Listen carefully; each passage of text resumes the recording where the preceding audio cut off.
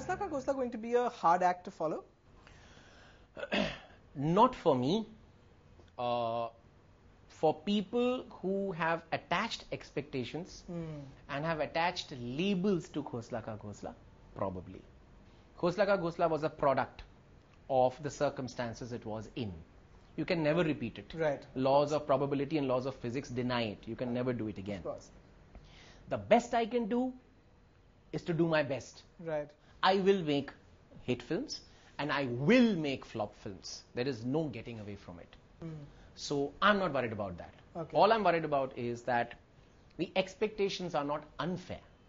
Your next film, Oye Lucky Lucky Oye, stars Abhay Deol and Paresh Rawal in triple role. Yeah. Is it in the same space as Khosla Ka Ghosla, the film? It's in Delhi, set in Delhi, therefore it's in the same geographical space. Now, one very interesting thing is that probably people didn't realize it. Khosla Ka Ghosla was all about point of view. Yeah. You were essentially watching crime from a middle class rooted in-home point of view. Sure. You never really saw Khurana go and enjoy an item number. True. Okay. That's what actually would happen in a Hindi film. Yes. You go to the villain, you live in his world, you come back and you live in the hero's world. So, Khosla Ka Ghosla was rigorously from a point of view. It was crime from the point of view of the middle class family. My next film is the world from the point of view of a criminal. Okay. It's about a thief in Delhi. Now, let's say I'm a thief. I'll never tell you कि बड़ा मैं बहुत बड़ी चोरी करूंगा. Yeah. He says मैं बहुत बड़ा बनूंगा. Right. The crime becomes incidental. The crime is the means to get to an end. Right. So the point of view of a criminal, essentially, what I found out was the same point of view as you and I.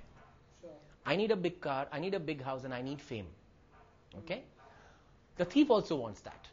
But he does something else, and I do something else. And therein lie two different films. Okay. So my next film, Oye Lucky Lucky Oye, is about the world from the point of view of a thief. Okay. And that's where it is the opposite. It's Khurana's point of view, so to speak, So we'll see how it turns out. Okay. Finally, Dibakar, what are the films that influenced you growing up? I have grown up on Ray's films. Okay. Because of being a Of Bengali. Not in an intellectual way. Sure. No. When I see Pothir Panchali, my mother sits there, my dad once sat there and all, and they say, hey, that schoolmaster, he's exactly like the schoolmaster that I used to have in my childhood.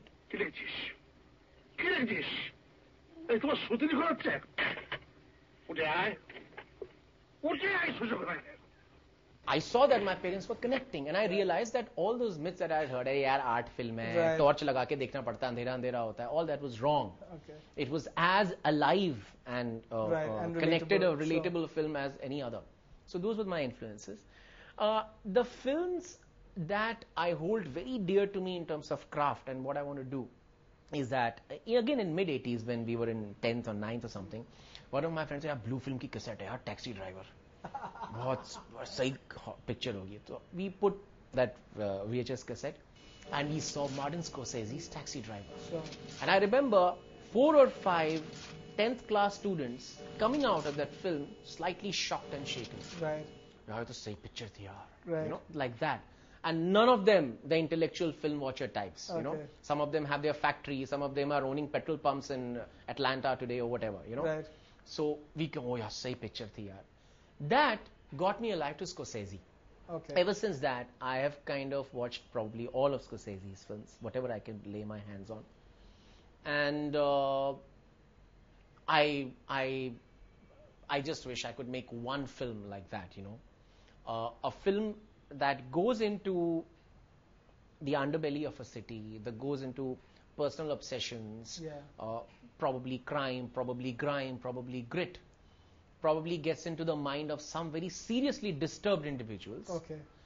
And yet gets out something that is essentially a work of beauty, a work of sympathy, empathy, and it is essentially a very affirmative film about being human. What it is to be human. Right. And then I saw Raging Bull. Okay. When I was in NID, I was 18, I saw it. At first I was put off by it. Okay. Robert De Niro bloats up. It's an ego exercise and all that. I was 18, Right. So, and then I don't know how it happened. Over the next 20 years, I just kept watching it. Now I've watched Raging Bull about 50 times or something like that. And my dying wish is that probably before I die, I make just one film that shows what it is to be a human being.